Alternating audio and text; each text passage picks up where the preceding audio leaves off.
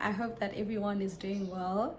If you don't already know it, my name is Balala, and I am your self-appointed APC mate. In this video, which is the last video in this APC series, I will be looking at the 6-step approach, which is in essence guidelines on how to go about doing your research and your summaries. I will also be mainly focusing on planning on the day, which will include time planning and management, how to go about it, as well as looking at aspect of coverage and depth, mostly focusing on how to get depth, as well as looking at the aspect of audience.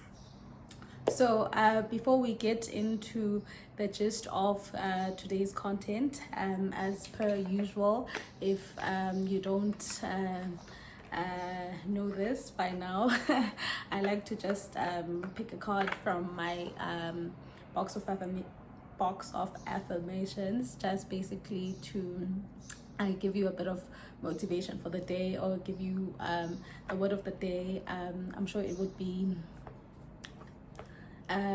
relevant, as well as maybe it could also just give you just that little extra motivation as you quickly approach the day where you go past your APC.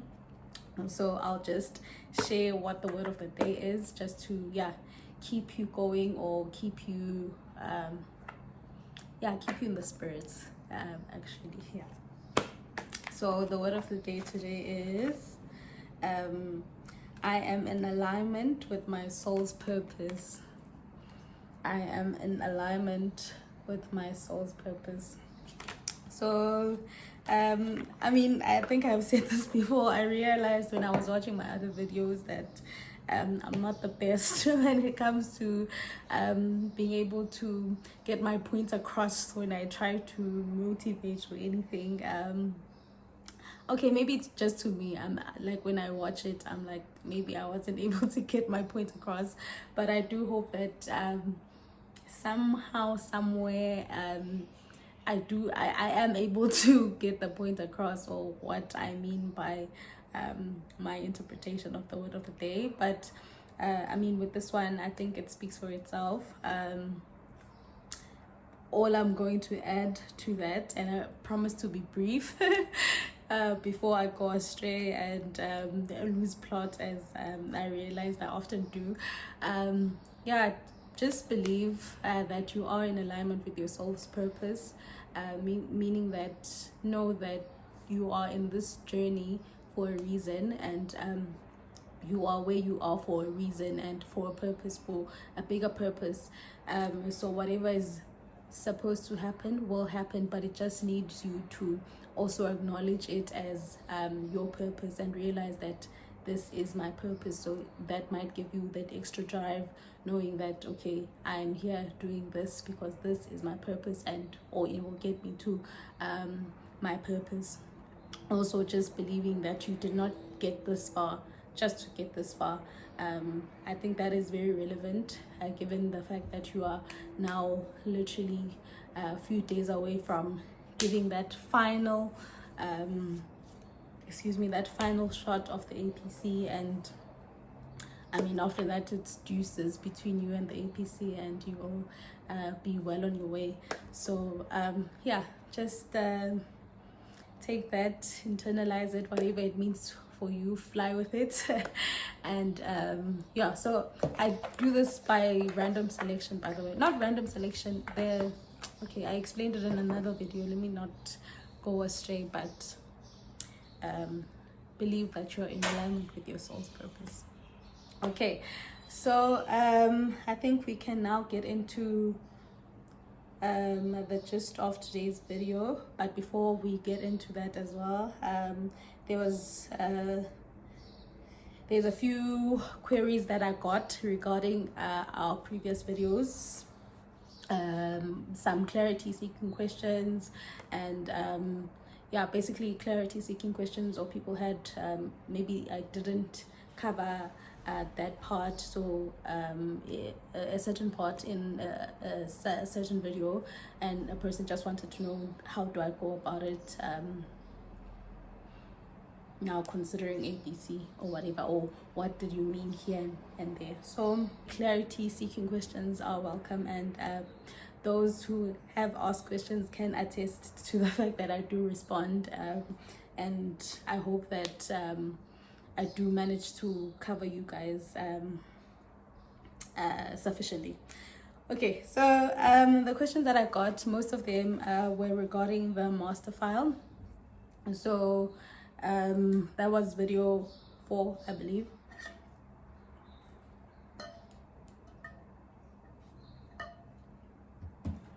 Oh, excuse me. So the first question was, do I still do summaries using the specimens as guidelines or guidance, and then do I, after I've done that, do I just include my summaries in the actual file, or do I include both the summary and the specimen, or I only just take the specimen in my file? So the person just wanted to know what then makes it to the file, and how do I go about using the specimen as my guidance, or as far as now if a certain concept is triggered. So what I would do is, yes, of course, the specimens I would use as a guidance when I then do my summary. So it would just trigger certain things in me, or be able to allude me to a certain path that I should be taking as far as my research is concerned, or how I should be, or aspects that I should also be looking at or not, like reminding me of certain things that I should not forget as I go about to do my summaries.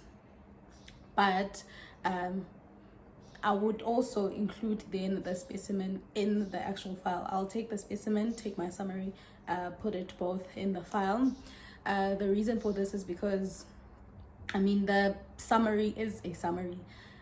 So it would not necessarily be as full-bodied as how the specimen response is.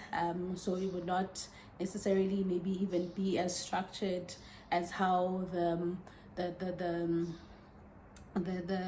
specimen response is. I would try to give it that feel, but it would not necessarily be that feel, because I'm just doing a summary, just noting things maybe in point form here and there. Like, it would not necessarily be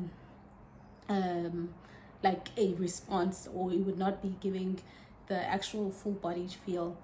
So I then would include the specimen in the file, because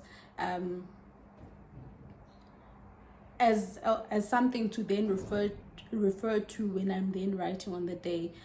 So I'll just perhaps look at the specimen to give me now the more or less the direction that I should be taking, or how then do I give a full-bodied answer. So I'll just it would not take me that much time. I would not be looking at it, because I've already looked at it, and it guided my summary, because I'm mostly looking at my summary. But to give me the structure or the flow of response, that professional feel, or whatever they want from me, the specimen would then be able to give me that that guidance on the day, as far as how then do I put it out there, or put that response through when I'm then writing. So I would also include I'd include the summary and the specimen response. I hope I managed to cover that. Also got a question. I guess it is valid. Well, yeah. The person asked, are specimen responses legal to actually put in your file? I get where this person was coming from, because maybe the specimen looks like it looks like a specimen, so it looks like an answer. So they were asking whether Now if an invigilator walks past you and they see you using a specimen response, or you referring to a prior paper or whatever, like, to them, would it not seem like, is that even illegal, or is it allowed? Will there not be any negative implications? The answer is no. They are not illegal. So they nothing has been mentioned, besides the fact that nothing has been mentioned against them. It's not like the specimen response is actually the answer. It's just a prior paper, and it just, in essence, is your own research as well. You went through prior papers as part of your research. It's just, to me, and I think it should be generally how it should be taken. It's the same as you printing out a paper from Google, or a report from Google, or whatever, that then intensely deals with some aspect. That is allowed, that is your research, that is what they say we must do. So using a specimen response, a prior specimen response, is also, I reckon, the same concept. So it is allowed. They've never spoken against it, they've never spoken for it either. Because I don't know why they never got to this, why they didn't necessarily encourage going back to specimen responses, just to be able to structure or give yourself a feel, other than just using it as self-reflection, okay, I spoke about that already.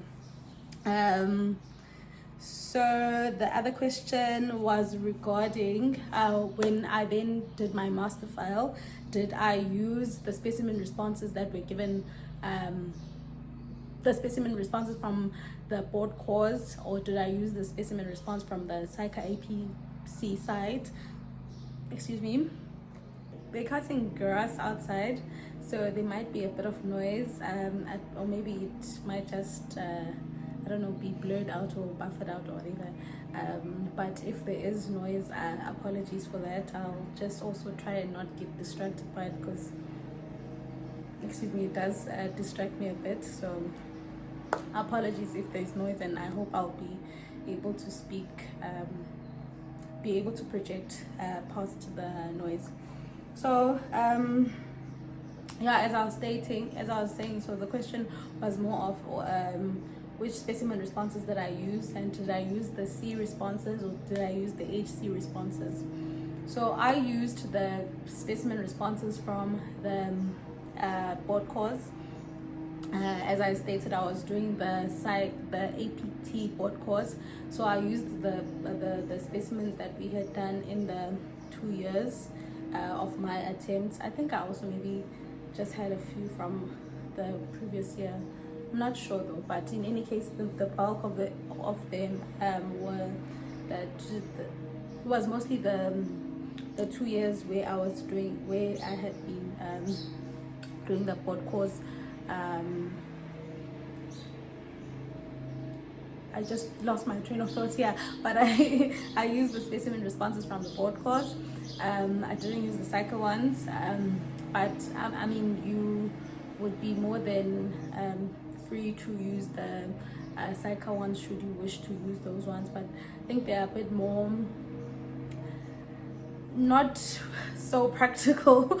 When I think when I would look at them, I'd see but their answers are too higher grade in a way, and they'd really be they'd really be long as well. And I think to myself, knowing myself, I don't think I'd be able to put that much on paper given the time that would be allocated. So, and I just didn't want a big file as well. But the board course the specimen responses did the trick just well for me, because if you also look at the SAICA specimen responses and look at the board course specimen responses, they're not that different. So they managed to sort of dilute all the I'd say all the glamour parts from the SAICA APC specimen responses. So they managed to just make it a bit more practical for me. So I used those ones, but I'm sure, not even I'm sure, you would be more than welcome to use those ones if you have not already started doing your master file and still want to do it, or if you have already done it using the SAICA ones, I'm sure you're still good to go. Also, I used the C responses. I did look into the HC responses as well. I just would scribble them down though on my on the actual C specimen response that I'd actually use, just maybe a few considerations that I'd say this would also grant me a C. I mean an HC, but my core focus would be the C responses, because I needed to first, well, like all of us, we first need to make sure that our core is secured, so our C is like is airtight. So I focused mainly on the C's, and should I then have time and I feel like I've covered my core, I would then look at what else could I add to make my answer more of a HC response. But focus was on C. I put the C response on file. The HC considerations were just pinned there on the specimen responses. We'll see what else, what could grant me a C. Yeah, so, and then the other question was, did I also include the related pre-release information and IOD on the master file and the actual file? So this question is in essence saying, with now the master file that has the specimen responses and stuff, would I then also go take the IOD, the related IOD for that particular specimen, as well as the related pre-release information, and all put them all on that master file? So my answer to that is no, I did not do that, purely because it would be rather tedious, because imagine going through all that labor and find that only 3 of the concepts that I have on this file was actually triggered now on this pre-release information that SAICA now gives when you go write your APC. So it would mean all the work that you did looking at for the other pre-release information, the other IOD, is a bit in vain. So what I would do is that when now the concept gets triggered on the pre-release information, that would then prompt me to then go look for the pre-release information and the IOD that relates to this particular concept that has now been triggered. So that would just also allow me to would just have saved time as I did my master file, as well as now it makes more sense that I go back to the IOD and related pre-release information, because now I have determined that these are relevant and I do want to look at these, and I do want to see how they have either developed, how this has developed from the pre-release information, IOD, and the specimen, which would then feed into how then I phrase my summary, or how then I do my summary, applying this and seeing what would be relevant for me in this chain that ended up happening on this particular case study, seeing it had developed from how this pre-release information trigger developed how this way in the IOD, this is how it was responded to. So then I would know, but now based on how I've been triggered on this new case study, what in this chain is relevant for me, how then should I adapt it or tweak it to make it relevant for me, and then that would be what my summary would consist of. But I would still take just the specimen response to my actual file, because the essence of the specimen response is to be able to guide me to give a full-bodied as I just explained, to allow me to give like a what's this, a full-bodied response, and be able to structure and properly phrase my response. But the IOD as well as the pre-release information, I had already taken it into account as far as what is relevant for me there. I had taken it into account when I did my summaries. It did guide how my summary would then look like, or what my summary would then be.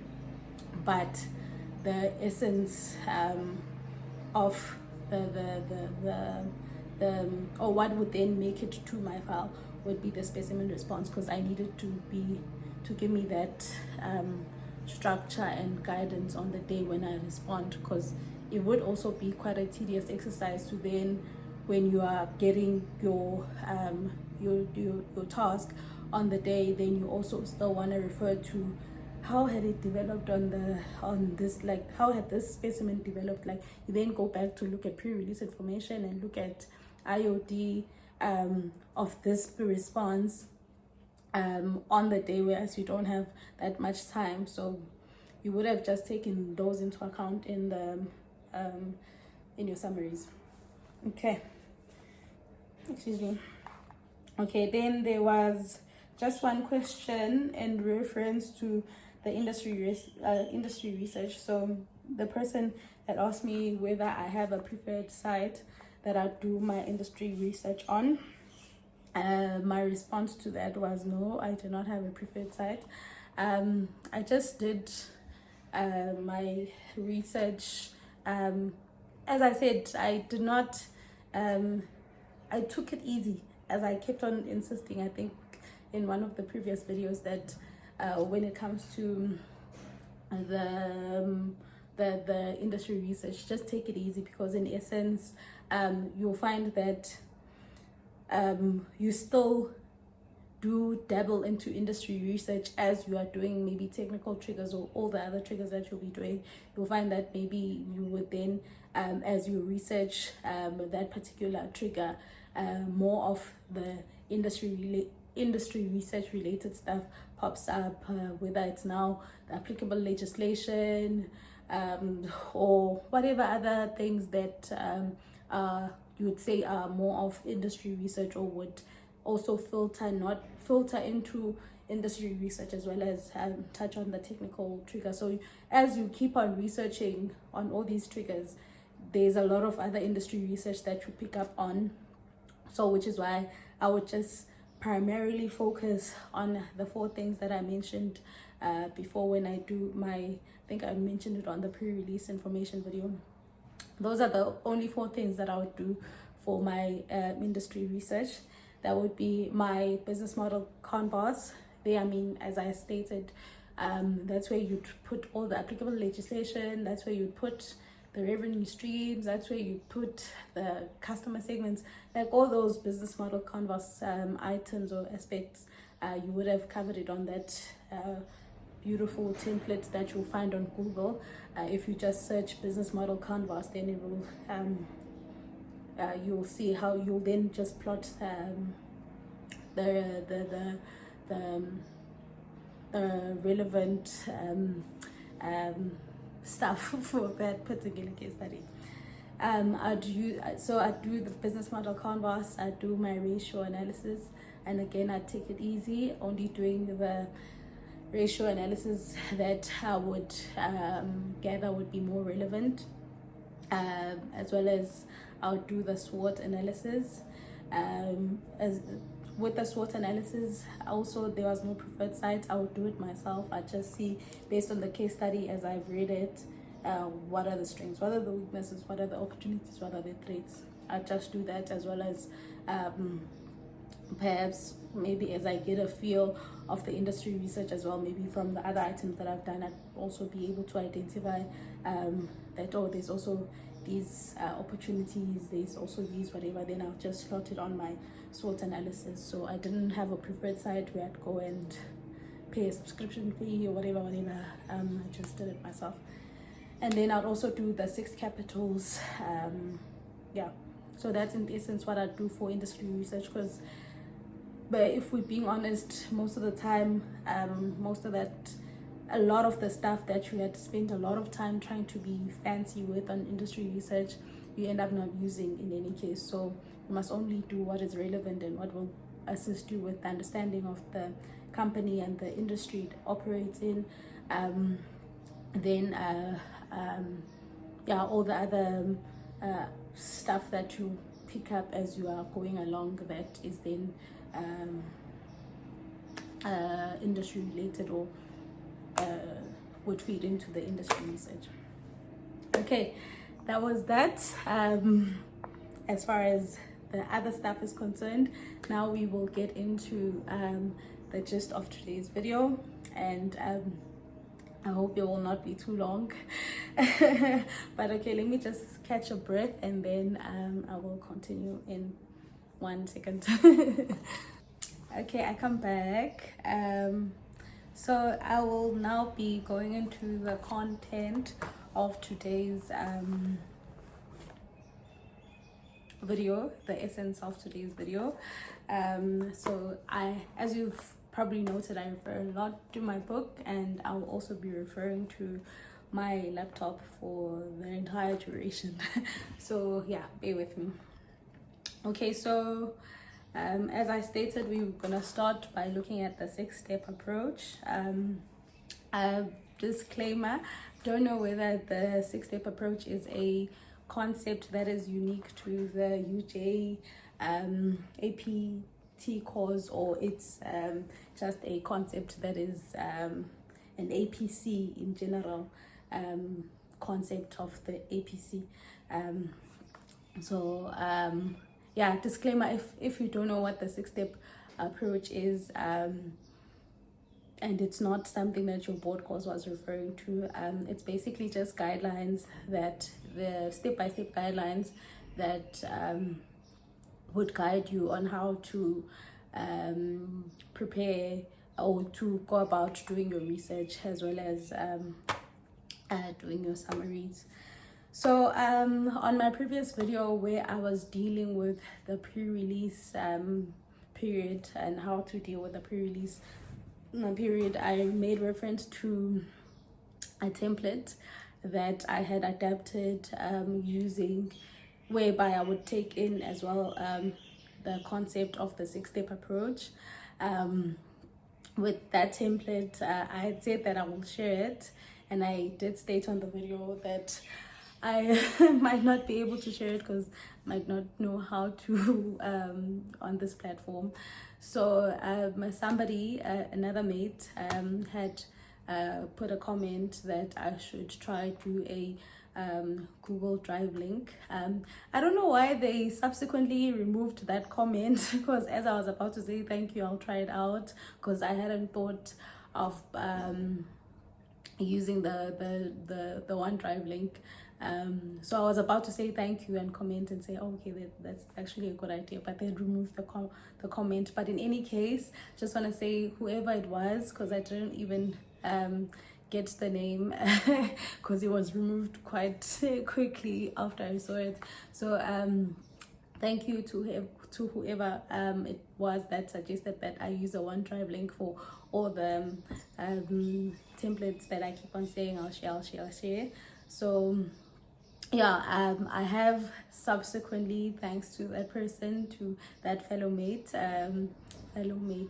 that's redundant, but that mate, thank you to that mate. I have then subsequently included the link on the description of that pre-release period video, which is video 5. So if you need that template, which then breaks down or shows how I then applied, or how I used the concept of the 6-step approach and practically applied it for myself. If you need that template, I have uploaded the link, then you can go and check that out. So yeah, if you go back to that pre-release period video, you will find the link that has the template that I made mention of.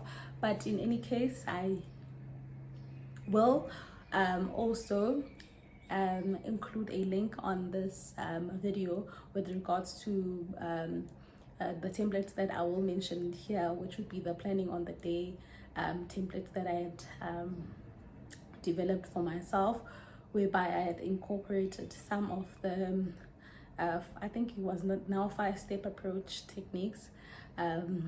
Yeah, just incorporated them to make it more practical for myself. And yeah, so I will also upload that template that you can take with you to the venue. So that 6-step approach table, or that one where you are then that would guide your pre-release period research. You would use it throughout, as I mentioned in that video, and throughout the pre-release period, and the planning on the day in template you will take with you to the venue. So templates galore. Templates galore. So yeah, it's just makes life a lot easier for me. It made life a lot easier for me, and I hope it will also make life a lot easier for you too, if you want to refer to those as well. But the moral of this whole story was to say thank you to whoever it was that actually suggested me using that Google Drive link, and also to inform you that I have subsequently uploaded. Cool. Okay, so getting into that 6-step approach, I dealt with it as far as how I would plot it out and note what would I then do. That table or that template shows and all the different aspects. It would not necessarily then be all the 6 steps, but it would be those key concepts that I took from the 6-step approach, which would include identifying the issue and why. It would include your what ifs, also include your multi-disciplines, as well as yeah, I think it in essence it would cover the gist or the key aspects of this 6-step approach. The only thing that will be left out of it, or the only task that would be left for you to do after doing that template, is for you to then go and apply. So that's step 3 or whatever. I think it was step 3. It was just left for you to go apply everything. So if you need more detail with regards to that and how to do it, you can refer to video 5, which is the video before this one. Okay, so yeah, I will not then deal with the 6-step approach because I dealt with it there on that video as far as the template is concerned and how to plot it out. But now here I just wanted to make mention of how then you use that table and you go apply. So in essence, the moral of the story is that you would then take that table. You will see, as I've just stated, it has those key aspects of the 6-step approach.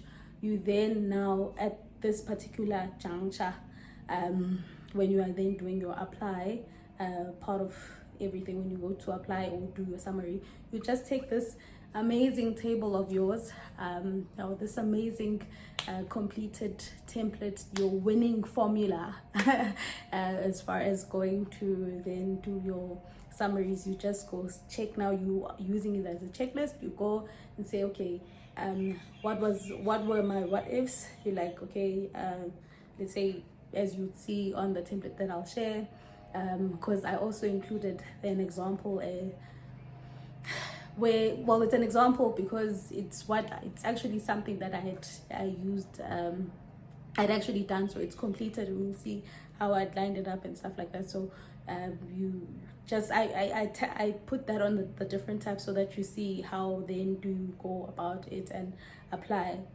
yourself to it. So you then will check. It's just that now it's not the printed out version, because I would have the printed out version whereby I would then go tick as I do perform the task. So it's okay, excuse me, on that there's a last column where I had stated this is the research to be done. So at the end of the day, or during my buffer time, I made reference to my buffer time. I don't know what video number it was on, but that time at the end of the day where I have done the tasks or the research that I needed to do for that day. And I'm just now looking back on the day. I would be that buffer time at the end of the day, I would then just be having that table of mine that I had done on day one, that would have said what should I consider, what's the research to do. So I would then just be doing using it as a checklist to say, okay, research done, then I check, did I cover this, and then I'll just be ticking. I'll go to my what if column, I'll tick, did I consider this, have I covered this as I was applying myself when I did these tasks, did I do this, did I do this, and look at the multidisciplines, have I covered it, and what's or not. So just use it as my guide as far as was I able to capture all the key things that I needed to capture on my summary. And if something is was left behind by error, or I just forgot, or I didn't think it was relevant anymore, I just take whatever action was appropriate at that time. Whether if I'd forgot this certain discipline, then I'll just during that buffer time cover that discipline, or whatever else I could have left behind. Cool. That's just that. So the as I said, I'm not going to be focusing on that for this video. The focus is on planning on the day. And funny enough, as I was taking my short break, I did get a LinkedIn is it called a DM? But I did get a message on LinkedIn from one of our mates, just asking as far as the planning on the day, just the considerations around planning on the day, the tone of the audience, etc., etc. So that I will be covering here. And I did get a couple of other messages as well, so regarding the planning on the day, and I did say I'll cover it today. So yeah, I'm covering that today. And the reason why I'm making reference to the fact that I just got the notification now, or the message now, is because she made reference to something important as far as when you look at the audience. So she asked, now with the tone, how then do you differentiate when you are now when you are now responding or providing the response? How then do you address your audience appropriately, or give the appropriate tone depending on the audience? So I will also cover that. So planning on the day, as I just mentioned, I will be making reference to a template that I had developed for myself, which I will share on the description. As I'm speaking, well, when you watch this, it should already be on the description, that link. So I developed a template for myself, which had some of the concept of the 5-step approach concept, but I think the key concept there that I had taken from the 5 steps. Just pardon me for a second. I just need to log onto my laptop so that I can refer to that template. So the key, I think the aspect that I had taken from the 5 steps there was mainly how has the issue evolved. Yeah. So you will see it. You can even open it, because I should have it on the description as by the time you watch this. So you can open it and check it out. So it would be number 2 is what I had taken from the 5-step approach, which would then, the 5-step approach would then be your guide on how to plan or approach the task on the day. The reason why I ended up developing all these templates, or doing all these templates and stuff, is because some of the things, well, especially after the first attempt and stuff, I would realize that, okay, maybe it's either I really don't know how to do this particular step, I don't really see it filtering through when I do my stuff, but it was just not making so much practical sense all the time for me, which is why then I just thought, how best can I approach this and make it more part of my routine, but how then do I ensure that I cover these steps? Because the mere reason that they mention all these steps, or they emphasize all this, it means there must be some sort of importance to them. So I just then wanted to adapt it and be able to make it practical, and I can be able to apply it for myself, and I hope it will also give you that same benefit as well. So you will see that my template, okay, let me just give you a gist of what I would do then on the day. How then do you plan on the day? Okay, so you would then get your IOD, right? So ideally, before you get your IOD in the morning, maybe when you wake up, before heading to the venue, or as you are seated whilst there's admin stuff going around or whatever, ideally by that time you should have read your pre-release information. You should be just reading your pre-release information again. Maybe it's just that I don't recall how I did it, but maybe I'm just thinking at the top of my head, before you get ready to go to the venue, you just read your pre-release information, and when you get to the venue, just read it again, just so that you just fresh in your head, and you just to get you into that case study, just for you to be in sync with it. So and that's the other tip that I would advise you, I'd give to you during the pre-release information, and it's quite essential. It actually was something that ended up assisting us quite a lot with my group, because it was one of the group members that had suggested it, that every single day, read in the morning, read the case study again and again and again and again. Like, well, not again and again and again, like as in before, not just that, you will read whatever is the related task for the day, or whatever, trigger. Why do I keep saying task? Whatever is the related trigger. No, you would in the morning, before you start with whatever triggers you'll be busy with, just read the case study again.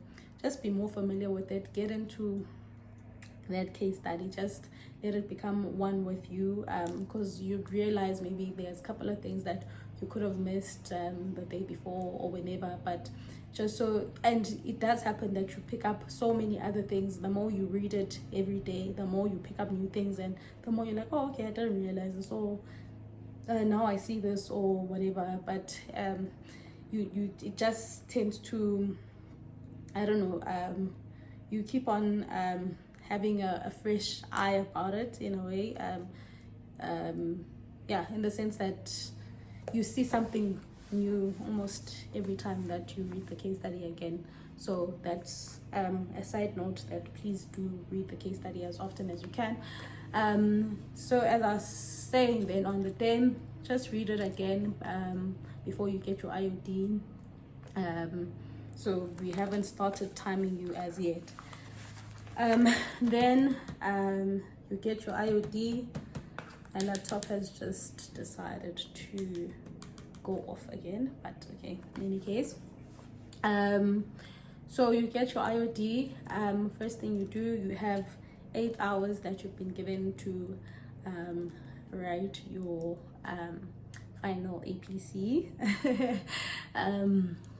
So I'm sure you've heard of this before. If you have not been told this or heard of it before, what they would advise and what I would advise and what I did was, with this 8 hours, now when you are planning, we are looking now at that first aspect of planning and managing your time. So during that, you know that you get 8 hours, right? So with that 8 hours, already take out 1 hour, set it aside for your reading and planning, and then you set out one other hour at the end, which would be your buffer hour, just waiting for you to should there be any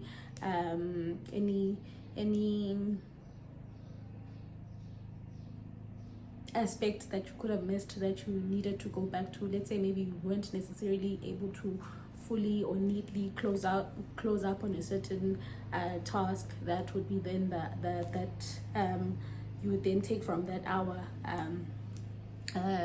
to then close out on the certain areas.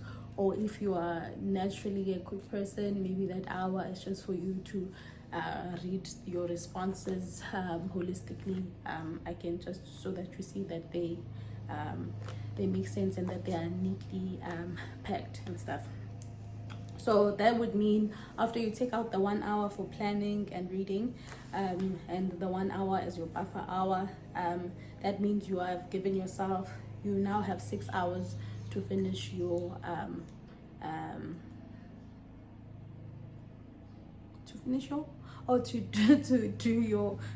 to provide your responses to the given tasks. So with that 6 hours, how then do you allocate the time to each trigger or to each task rather is I'm sure also you've been told this a lot, and perhaps you do have experience with it now. Just professional judgment as far as how much time do you allocate to each task, but all you should note and be cognizant of is the fact that it must all, like, whatever ratio you give to the tasks must fall within 6 hours, so you cannot go further than the 6 hours when you are allocating. Also, I would really not advise dividing the time equally to all the tasks, because the tasks are not the same. They won't require the same amount of time from you. Use your professional judgment as far as how much time you should allocate. The one thing that I also want you to do is be honest with yourself and be honest when you are allocating time, because I know that from my first attempt, it would be nerve-wracking for me. I had never allocated a full hour to any task before. I would just think, oh, that's just too much time, like I can't be spending a whole hour on a task. But you can, and if it requires that from you, and you honestly can tell, would say, okay, this one will require quite a lot from you, do allocate that hour, do set aside that hour and say, I will do that task for an hour, but make sure that then you know that the other task you would allocate now on the remaining 5 hours, if then you've given 1 full hour to another task. But be honest, because that would, if you feel and you can see that's what it would take for you to give a proper holistic answer that will grant you that C or HC, well, mainly if you like that strong C, then do allocate that 1 hour. But if it's for the purposes of getting a C, I'd say you can go back should you have time, and then put your additional aromate or whatever, and but if you just professional judgment, let me not per se give too much directory on that, but all I'm trying to say is be honest as far as how much time is sufficient time for you to be able to get the core or the gist of what is required, right? That's on time management. That's on time planning. As far as time management is concerned, there's nothing that I can say greater than stick to the time. Stick to the time that you've planned. There's nothing that I can tell you that is more I don't know, that could sound better or more, I don't know, more aesthetically pleasing or whatever. Just stick to the time that you've planned, and as you've planned that time, just make sure that you cover enough during that time. You sufficiently cover what is required. Don't as I said in the other video, I think it was the common pitfall videos video, do not get too excited, or do not get too when you are doing a certain subject matter that is, you know, that is something that you're very I guess passionate about. Don't get too excited, and or maybe something that you're not too sure of, so you just want to write as much as you can or whatever. Just stick to the time. If you can see that this task is something that I'm not too comfortable with, I'm not sure what I'm going to be writing right now, but time is going, let me just put something down. Don't do that. Rather just put that task on pause, calm down, breathe about it. Just, okay, I'll come back to this. Don't think about it, move on, do other things. You'll come back and do it after you've done the other task. The reason why I'm saying be calm about it is because I am a, a panic mechanic. Sometimes I used to be. So something like that, something that could go quish during the day or whenever, it could maybe just derail me a bit, or I'd be constantly thinking about it, or I'd be worried about it, or I'd be like, let me put something down. It would just create more anxiety in me. So I think what then helped me, or I guess due to the experience or as time went on, is just telling myself or realizing, okay, like this does not do me any good for me to actually carry through that energy of, oh shucks, what was that? Or whilst I still carry on with writing the other task, or providing a response for the other task. So it didn't do me any justice, because I wouldn't do the other tasks justice. So it might even would then affect my whole performance. So just be calm about it. Be like, okay, maybe something will trigger my brain as I go forward. Then I'll come back with a fresher understanding, or how then to approach something. And you know what would mostly happen if I get a task like that? I'd find that maybe now I'm in task E and I'd left task B, for example, because I was like, oh shucks, okay, I don't know this. Okay, let's say I'm not too sure about how to go about this, because maybe IOD was a bit so I would then just say, okay, you know what, pause, take a breath, I continue on. Then you'll find that as I'm on task F, something just it happens naturally, I think, to everyone, that in life that they things that you have forgotten, or things that you are not too clued up on, or things that even generally, let's say you're having a conversation and you've just forgotten maybe the name of something, or you were referring to something and you're like, I just forgot, and then you're like, okay, I'll remember later, and then you continue with the conversation and do other things, and then you'll be like, oh no, it's actually what it happens as well with APC, or with, I guess, generally with everything in life, that it might just come back to you, or it might be like, oh, you know what, I should actually just approach it in this way. I think it would make sense. If that comes whilst you're doing task F, what I would then do is that on my planning template, or planning my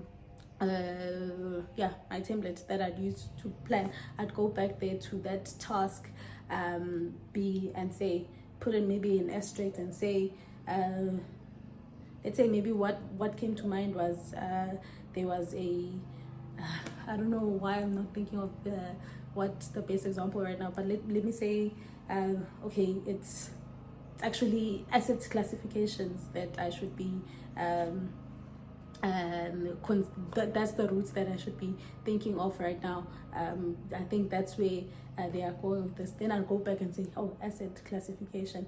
The reason why I'm even saying asset classification is because my laptop just was what popped up on my laptop right now, but I'm sure you get the gist of what I'm trying to say. Let's see, okay, as it gets triggered, just go note it and point form it's okay. That's the matter. Just like a shorthand, something for you to remember when you come back. It's okay, this is the route that I'll take. Yeah, sharp. So what was that? I think I was still speaking on that, the being honest with yourself and just being calm if you don't know, if you're not too clued up, and go back to the to that particular task. when you are done with the other task. So I just lost my train of thought. Yeah, so you've allocated based on your professional judgment, and you really use professional judgment. So if something needs an hour, you give it an hour. If something you feel like this could be done in 30 minutes, don't allocate more than 30 minutes and think 20 minutes or 30 minutes is too small, like, for a task. Will I be able to? If it really would take that from you and you really can't, that's what your professional judgment is telling you, do that and stick to that. That was the moral of my story as far as time management is concerned. The best way to manage your time is to stick to the plan, and that's all I can say on that. That's all I can say on that. So coverage versus depth, how to get depth. So if you have watched my video 3, if I'm not mistaken, which was dealing with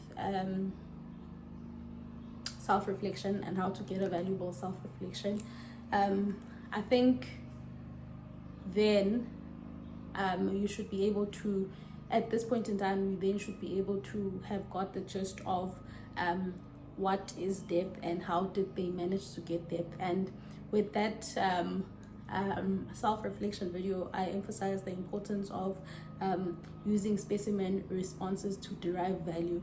And part of the derivation part of deriving value out of that, those specimen responses would then also be able to fairly judge or fairly be able to honestly being able to tell between your response and the specimen response, like what were the gaps. You see that you mentioned a certain something, so but when you read, because when you doing your when you did, because now at this point you have done your self-reflection, when you did your self-reflection, you should have been able to note, you should have also not just a matter of line by line that, oh, did I get this? You look at specimen, oh, did I get this? But it's also a matter of putting your response aside and reading what the specimen response had been saying to you. And when you read honestly the specimen response, how it was put to you, I'm sure there was a lot of aha moments, as well as, oh, okay, but this is quite valuable compared to maybe if you read yours, you see it's a bit light. Not that I'm saying yours should be light, but I'm just saying, for example, where maybe the marker had noted that you did not give depth, you would have seen, okay, this was a bit light in weight compared to this one, as far as not the length is concerned, but as far as the value that the specimen then provided. So from doing all the exercises of the self-reflection, I would gather and I would hope that the other aspect that you're able to then familiarize yourself with is the aspect of what is depth and how to get depth. So based on that and based on your specimen responses, based on the specimen responses, so I guess specimen responses are king in my mind, because that's where you would then be also be able to they would guide they would have guided or did guide you, should have guided you, Guti, what is depth and how to get depth. And if it was which would be an even better case, if it's a concept that you were able to refer to your master file about, or were able to get specimen response, an actual specimen response from your master file, and you had put it in your actual file, that specimen response that you would then have taken with you on the day, it should also guide you along the lines of how to get the depth, or how to provide depth to a marker, or to whoever the recipient of that that request would be. So yeah, that's the key aspect of it. So moral of this story, as far as coverage and depth, or how to get depth, is basically, at this point, what I'm saying is looking at the specimen response, even if it's not a concept that you had covered on the master file, so something that you had approached purely with your just yourself and your knowledge and stuff, because you have done in-depth self-reflection using those key elements that I had provided to you that you could use. Those are the elements that could assist you in being able to then get depth through, as well as it would have then taught you how to then get depth and in the manner that it should be presented. I hope I'm making sense.